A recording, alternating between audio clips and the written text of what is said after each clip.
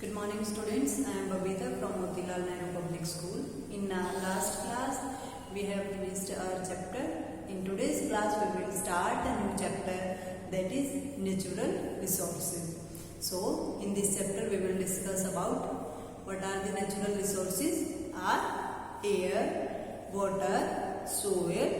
So these are our natural resources. Okay.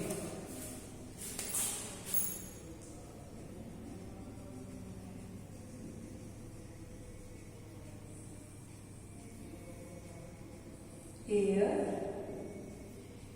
Water and soil, ये हमारे क्या है नेचुरल रिसोर्सेज हैं. अगर हम बात करें कि हमारी जो अर्थ है उस पे लिविंग लाइफ है या हम यहाँ पे हैं या लिविंग ऑर्गेनिज्म यहाँ पे सरवाइव कर सकते हैं, तो वो किसकी वजह से कर सकते हैं? क्योंकि अर्थ के पास क्या है? एटमॉस्फेयर. तो अर्थ मीन्स हमारा एटमॉस्फेयर. इसके पास क्या है? एटमॉस्फेयर है, वाटर भी है, ठीक है, that is our hydrosphere. Soil भी है, दैट इज लिथोस्फेयर. तो स्टूडेंट्स देखो, ये सब सारी चीजें बहुत बेसिक्स हैं जो हम बहुत साल से पढ़ते आ रहे हैं. इनके बारे में क्विक रिवीजन भी अगर होगा तो वो इनफ होगा. आई थिंक आपके इस चैप्टर में जो इम्पोर्टेंट टॉपिक है, ये कह सकते हैं कि आपको पढ़ाने की जरूरत है, या जो आप शायद पहली बार देख रहे होंगे, तो वो है बायोजियोकेमिकल. उससे पहले के जो टॉपिक हैं एयर, वाटर, सोयल, रेन कैसे होती है, विंड्स कैसे चलती हैं, एयर पोल्यूशन क्या है, water pollution and soil pollution क्या क्या है, तो उन सब के बारे में आपको इतना ज्यादा बताने की जरूरत है नहीं. हम सब जानते हैं कि what are these pollutions and other things. So हम एक क्विक सा रिवीजन कर लेते हैं बस इन चीजों का. बाद में हम डिटेल में डिस्कस करेंगे हमारा बायोजियोकेमिकल को. तो जो नेचुरल रिसोर्सेज हैं, अब ये देखिए हमारा क्या है? Air means atmosphere. एटमॉस्फेयर है अर्थ के पास, ठीक है. अब जो सन से डिस्टेंस है अर्थ की, और जो सन से डिस्टेंस है मून की, both are the same, both are the same, but moon पे लिविंग ऑर्गेनिज्म सर्वाइव नहीं कर सकते. क्यों? देखो वहां पे गर्मी भी उतनी ज्यादा नहीं होगी, ऑब्वियस सी चीज है ना, क्योंकि सन से तो डिस्टेंस उतना ही है जितना अर्थ का है. लेकिन मून पे क्या नहीं है? एटमॉस्फेयर है. वहां पे क्या है? कार्बन डाइऑक्साइड है उस एटमॉस्फेयर में, और वो कितनी है? 91 to 92% वहां के एटमॉस्फेयर में सिर्फ कार्बन डाइऑक्साइड है. अब अगर आप बोल रहे हैं कि अगर हम वहां पे ऑक्सीजन का इंतजाम करवा दें, ठीक है, हम ऑक्सीजन का जुगाड़ लगा के हम वहीं पे चले गए ऑक्सीजन लेके, लेकिन सिर्फ ऑक्सीजन ही जरूरी नहीं है लिविंग ऑर्गेनिजम्स के लिए या एटमॉस्फेयर के लिए. एटमॉस्फेयर में हमारी बहुत सारी गैसेज होती हैं लाइक नाइट्रोजन, ठीक है, और ये सब चीजें किसमें हेल्प करती हैं? ये हमारे टेम्परेचर को भी मेंटेन रखने में हेल्प करती है. तो अब ये नहीं है कि आप मून पे ऑक्सीजन लेके चले जाओ कि ठीक है अब हमारा तो एटमॉस्फेयर हो गया, हमारा तो काम चल जाएगा. ऐसा नहीं है. एटमॉस्फेयर और भी बहुत सारे काम करता है. सबसे जो मेन काम है वो क्या है? टेम्परेचर मेंटेनेंस का. और टेम्परेचर मेंटेन कैसे है? अब आपको ये तो है नहीं ना कि दिन में जब गर्मी बढ़ी तो एकदम से टेम्परेचर इंक्रीज हो गया, एंड रात में जब सूरज नहीं रहा तो एकदम से टेम्परेचर डिक्रीज हो गया. ऐसा नहीं होता है. ग्रेजुअली इंक्रीज और ग्रेजुअली डिक्रीज हमारे अर्थ का टेम्परेचर नहीं होता है. तो ये हमारे एटमॉस्फेयर का मेन एक बोल सकते हैं हम ये काम भी है. अब अगर हम बात करें पोल्यूशन की, तो what is pollution? Any undesirable change occurring in nature.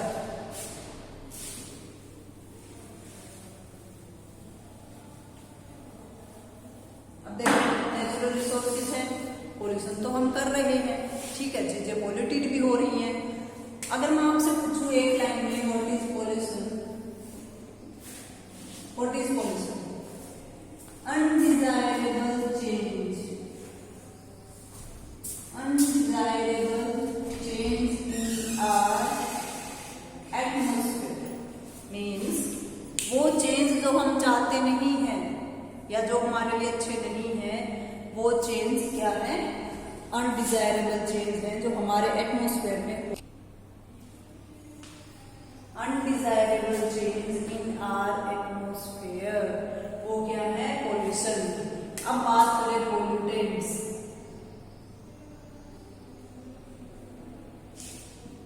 अब पोल्यूटेंट्स क्या होते हैं? पोल्यूटेंट क्या होते हैं? वो चीजें जिनकी वजह से पोल्यूशन हो रहा है। Things cause pollution. पोल्यूशन तो क्या हो गया, undesirable change in environment. And pollutant क्या हो गए, वो चीजें जो उस पोल्यूशन को कर रही है। तो ये हमारी दो चीजें आप आई होप कि आपको वो भी होगी। इसके बाद हम बात करें अगर एयर पोल्यूशन। एयर पोल्यूशन कैसा होता है? देखिए, एयर पोल्यूशन होने के लिए बहुत सारी गैसेस हैं जो रिस्पॉन्सिबल हैं। वो क्या क्या है? कंबसन हो सकती है, ठीक है। जब हम कंबसन करते हैं तो उससे कौन सी गैसेस रिलीज होती है? कंबसन की वजह से हमारे रिलीज होती हैं CO2, NO2 and SO2। Combustion की वजह से हमारी गैस रिलीज होती है जी CO2, carbon dioxide and SO2, ठीक है। एक हमारा रीजन क्या चल रहा है अभी, CFC, क्लोरोफ्लोरोकार्बन। एक है कार्बन मोनोऑक्साइड। अब ये कार्बन मोनोऑक्साइड इसलिए कहां से आती है गैस? ये आती है इनकम्प्लीट कंबसन। देखो, अगर किसी फ्यूल का कंप्लीटली कंबसन हो रहा है तो ये 3 गैसेस रिलीज हो रही है। अगर इनकम्प्लीट कंबसन हो रहा है तो कौन सी रिलीज हो रही है? Carbon monoxide. अब अगर मैं आपको कि जैसे CO2 है, आप बोलोगे ये कैसे मतलब एयर को पोल्यूट कर रही है, तो आपने सुना होगा ग्रीन हाउस इफेक्ट के बारे में। ग्रीन हाउस इफेक्ट के लिए CO2 है वो सबसे ज्यादा काम कर रही है। मींस ग्रीन हाउस इफेक्ट क्या है कि जो टेम्परेचर है या जो एनवायरनमेंट में चेंजेस आ रहे हैं टेम्परेचर में, वो एकदम से आ रहे हैं। कि जैसे अभी बारिश हो रही है, कभी नहीं होएगी, बहुत लंबे टाइम तक अगर बारिश ना हो या फिर बहुत लंबे टाइम तक गर्मी रहे या सर्दी रहे, वो किसकी वजह से हो रहा है? ग्रीन हाउस इफेक्ट की वजह से। इससे क्या होगा कि अगर एनवायरनमेंट में बहुत सारी कार्बन डाइऑक्साइड बन गई तो मीन्स वहां पे गर्मी ज्यादा हो जाएगी और जो हमारे ग्लेशियर्स वगैरह है वो क्या हो जाएंगे? मेल्ट हो जाएंगे और जो सी लेवल है वो इंक्रीज हो जाएगा। NO2 और SO2 किस चीज का रीजन बनती है? ये दोनों गैसेस रीजन बनती हैं एसिड रेन का। जब ये हमारे एनवायरनमेंट से ऊपर जाती हैं वाटर के साथ रिएक्ट करके, NO2 है ये क्या बनाती है? Nitric acid. एंड SO2 है ये क्या बनाती है? Sulphuric acid. और इनकी वजह से क्या हो रहा है? ताजमहल जैसे जो मॉन्यूमेंट्स हैं जो इनकी वजह से खराब हो रहे हैं, उनके ऊपर क्या आ रहा है? पैचेस आ रहे हैं, ठीक है, क्योंकि वहां पे एसिड रेन अफेक्ट कर रहे हैं इनको। अगर बात करें अब हम second, that is are CFC, chlorofluorocarbon. ये क्या करते हैं? क्लोरोफ्लोरोकार्बन ये क्या करते हैं? जो हमारे फ्रिज वगैरह में इन सबसे जो रिलीज होती है, क्या करती है? ये कर रही है decay of ozone layer. Ozone layer कौन सी है? वो लेयर जो हमें बहुत सारी बीमारियों से बचाती है। वो लेयर जो अल्ट्रा वायलेट जो रेज आ रही हैं सन से, जो हमें हार्म कर सकती हैं, उन रेज को ये ट्रैप करके रखती है और इसी लेयर को decay means break down means तोड़ रही है कौन? ये गैस क्लोरोफ्लोरोकार्बन। तो इससे क्या होगा?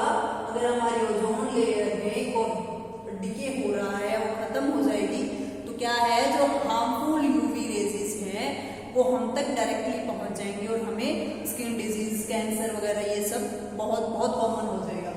थर्ड है हमारी CO। ये तो एक तरह से हम इसको बोलते हैं साइलेंट पॉइजन। कैसे? देखो, कार्बन डाइऑक्साइड है, कार्बन मोनोऑक्साइड है, इनकम्प्लीट कंबशन की वजह से हो रही है। कई सारी जगह क्या हो रहा है, फ्यूल वगैरह है जो कम्प्लीटली कंप्लीटली नहीं जलते हैं, तो वहां पे CO2 रिलीज होती है। अब इसकी वजह से क्या होता है, जब हम इनहेल करते हैं तो हम तो क्या ले रहे हैं, देखिए हम तो ऑक्सीजन लेना चाहते हैं, उसके साथ क्या चलेगी, CO भी चलेगी। तो जो हमारा हीमोग्लोबिन है वो ज्यादा रिएक्टिव होता है ऑक्सीजन के लिए, लेकिन उससे भी ज्यादा रिएक्टिव होता है किसके लिए, कार्बन मोनोऑक्साइड के लिए।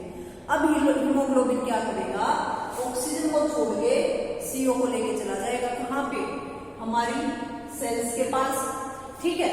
लेकिन ये जो CO है, कार्बन मोनोऑक्साइड है, ये रेस्पिरेशन में तो हेल्प नहीं करेगी। अगर ये रेस्पिरेशन में हेल्प नहीं करेगी तो इन सेल के पास फूड नहीं होगा, और इसकी वजह से क्या हो जाएगा, सेल धीरे धीरे धीरे धीरे डाई हो जाएंगी, जिससे हमें पैरालिसिस जैसी जो डिजीज है वो होने का डर रहता है। हम एक तरह से CO को बोल सकते हैं या कार्बन मोनोऑक्साइड को बोल सकते हैं कि ये क्या है, it reduce oxygen carrying capacity of blood. ये जो ब्लड की ऑक्सीजन कैरिंग कैपेसिटी है उसको रिड्यूस कर देती है। अब बच्चों इसके बाद हमारा आता है जो इस चैप्टर का एक इम्पोर्टेंट टॉपिक है, या कह सकते हैं कि वही एक टॉपिक है जो आपको पढ़ाने की जरूरत है, बाकी ये सब तो आपको आता है। वो हमारा बायोजियोकेमिकल साइक्लोस। क्या है, बायोजियोकेमिकल साइक्लोस। उसमें क्या आ जाएगा, नाइट्रोजन साइकिल, ऑक्सीजन साइकिल,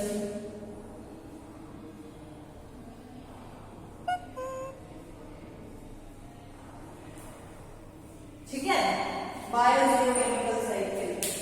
इसमें हम बात कर लेते हैं हमारे वाटर साइकिल की, नाइट्रोजन साइकिल की, ऑक्सीजन साइकिल की। तो सबसे पहले अगर हम बात करें बायोजियोकेमिकल साइकिल में, द वाटर साइकिल। देखो वाटर का साइकिल बहुत इजी होता है, हम सब ने बहुत पढ़ा हुआ है, हमें पता है कि वाटर कैसे साइकिल कर रहा है, यहाँ से एनवायरनमेंट में कैसे जा रहा है, एनवायरनमेंट में से वापस से हम लिविंग और नॉन लिविंग थिंग्स तक कैसे आ रहे हैं। फिर भी एक बार देख लेते हैं। देखिए यहाँ पे ये हमारा क्या है, सन है, ठीक है, ये हमारी क्या होगी, अर्थ होगी। यहाँ पे पानी है बहुत सारा, सी हमने मान लिया यहाँ पे, या कोई मान लिया रिवर है यहाँ पे, या पॉन्ड है, जो भी है, पानी है यहाँ पे।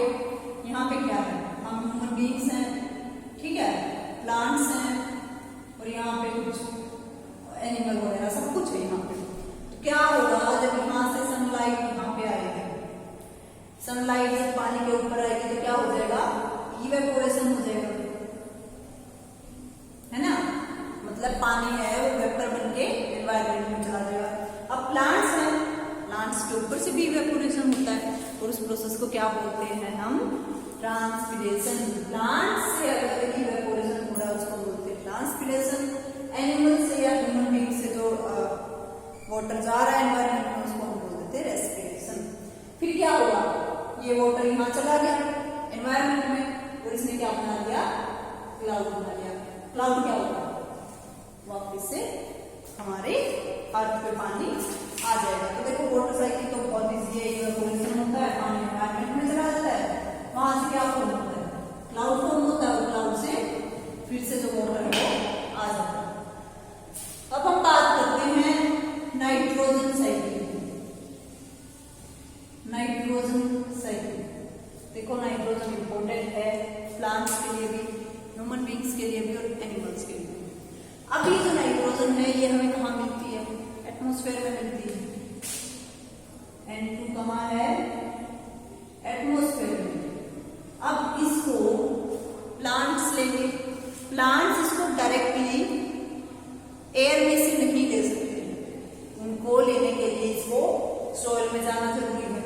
मतलब जो प्लांट्स हैं वो नाइट्रोजन को डायरेक्टली एयर से नहीं ले सकते, वो सॉइल से ही, मिट्टी से ही इसको ले सकते हैं। तो इसमें एक प्रोसेस होती है दैट इज नाइट्रिफिकेशन। यहाँ पे एक प्रोसेस होती है नाइट्रिफिकेशन, और उससे जो नाइट्रोजन है कहाँ पहुंच जाती है, प्लांट प्लाज्मा के पास, ठीक है। प्रोटोप्लाज्मा के पास।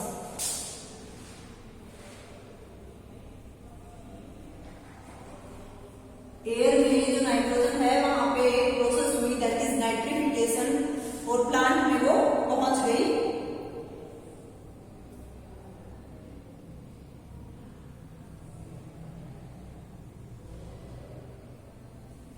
अभी जो नाइट्रिफिकेशन है ये किसी ने तो नाइट्रिफिकेशन की होगी ना, मतलब जो एयर की नाइट्रोजन थी उसको सोइल में किसी ने फिक्स किया होगा, और किसने फिक्स किया, वो है हमारे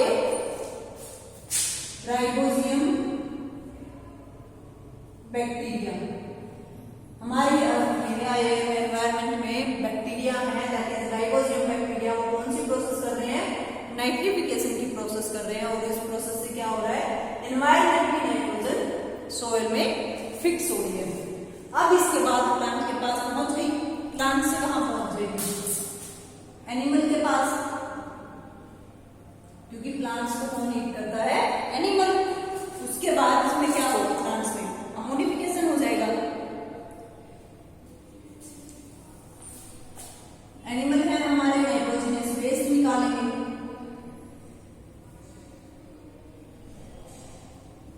NH3, और प्लांट में क्या हो जाएगा, अमोनिफिकेशन हो जाएगा हमारा प्लांट्स में। ठीक है, अगर दोनों ने क्या कर दिया, नाइट्रोजन को रिलीज कर दिया। उसके बाद क्या होगा, इन्होंने भी ये कर दिया, तो ये किसमें कन्वर्ट हो जाएगी, ये कन्वर्ट हो जाएगी नाइट्रेट में। जो हमारा नाइट्रोजन वेस्ट था वो कन्वर्ट हो गया नाइट्राइट में, इसमें कन्वर्ट हो गया नाइट्राइट में, और फिर नाइट्राइट किसमें कन्वर्ट हो जाएगा, नाइट्रेट में, और यहां से ये फिर से हमारे एटमॉस्फेयर में चला जाएगा, और एटमॉस्फेयर में जाएगा ये एक प्रोसेस के through that is denitrification. Denitrification, यहाँ पे नाइट्रिफिकेशन तो आप प्लांट के पास पहुंची, प्लांट से एनिमल में, एनिमल ने एक नाइट्रोजनस वेस्ट निकाल दिया, प्लांट्स में अमोनिफिकेशन हो गया, और यहाँ से इन दोनों का जो वेस्ट था उससे बनके मिला नाइट्राइट, नाइट्राइट से बन गया नाइट्रेट, और नाइट्रेट का फिर से डीनाइट्रिफिकेशन हुआ, जिससे जो हमारी नाइट्रोजन थी वो वापस एटमॉस्फेयर में चली गई। एक और तरीका है जिससे क्या है, नाइट्रोजन जो है वो एटमॉस्फेयर की सोइल में फिक्स हो जाती है, वो क्या है, वो क्या है, हमारा जब लाइटनिंग होती है, लाइटनिंग होती है तो क्या हो जाएगा, जो एटमॉस्फेयर में जो हमारा नाइट्रोजन होता है वो सोइल में फिक्स हो जाएगा। जब बिजली चमकती है ना बारिश के टाइम पे, तो वो जो लाइटनिंग है वो हेल्प करती है एटमॉस्फेयर के नाइट्रोजन को सोइल में फिक्स करने के लिए। इसके अलावा जो इंडस्ट्रियल है, मतलब कई सारे इंडस्ट्रीज में भी क्या होता है, नाइट्रोजन से नाइट्रेट बना लेते हैं, और तो क्या हो गया, दो तरीके और हो गए इसके, एटमॉस्फेरिक और इंडस्ट्रियल। तो ये हमारा था नाइट्रोजन साइकिल। अब इसके बाद हमारा आता है, मैंने बताया था ना आपको, जैसे वाटर साइकिल हो गया, नाइट्रोजन साइकिल हो गया, इसके बाद जो नेक्स्ट साइकिल है वो है हमारा कार्बन साइकिल।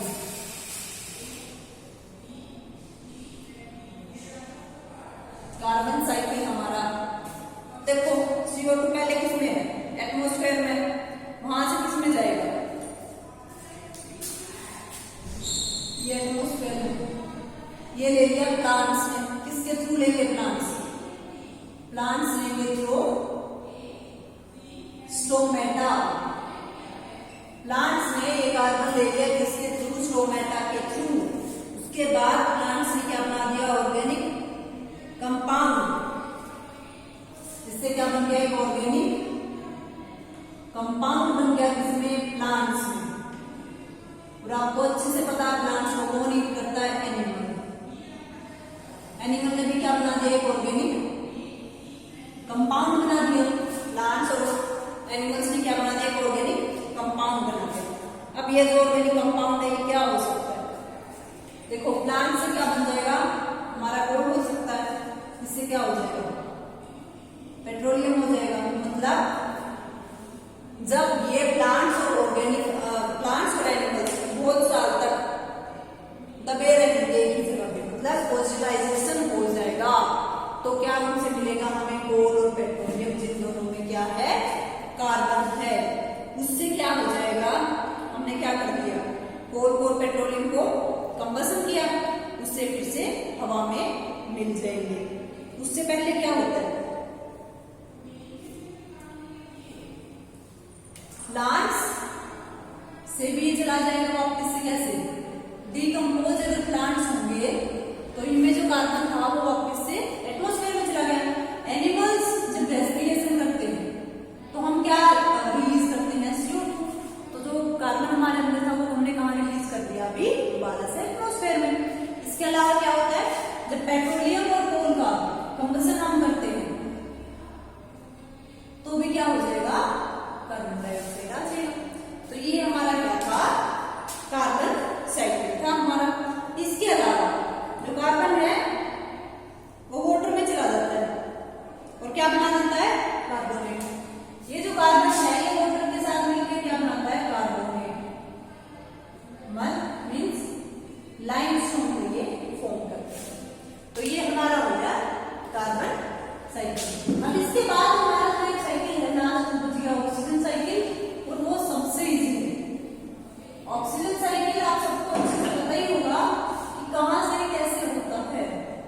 ऑक्सीजन साइकिल में क्या है, एटमॉस्फेयर था, रेस्पिरेशन किया,